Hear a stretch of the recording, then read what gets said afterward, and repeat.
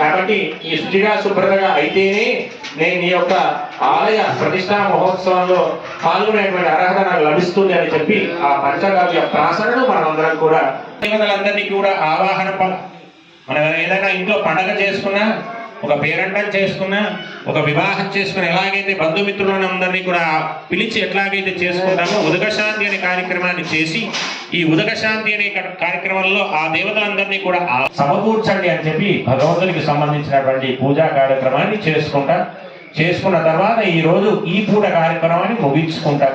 అలాగే రేపు ఉదయం యాగశాలలో ప్రవేశం చేసి అఖండ దీపారాధనను చేసుకుంటాం. అఖండ దీపారాధన తర్వాత అక్కడ 5 మంటపాలు ఉంటాయి.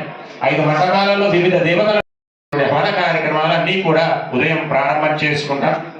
కంకణం కట్టుకున్న వారు ఎవరైతే ఉంటారో వారందరూ కూడా తప్పనిసరిగా ప్రతిష్టా మహోత్సవంలో పాల్గొనాలి. ఇది తప్పనిసరైనటువంటి నిర్ణయం.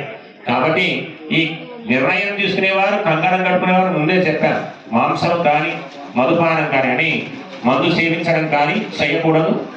3 రోజుల కాలం పాటు ఎలా అయితే ఒక దీక్షగా ఉంటామో, మనం హనుమంతుడి దీక్ష కావచ్చు, అయ్యప్ప స్వామి దీక్ష కావచ్చు, వివిధ దీక్ష అనుకున్న వాళ్ళు మాత్రమే కంకణ ధారణ చేసుకోండి.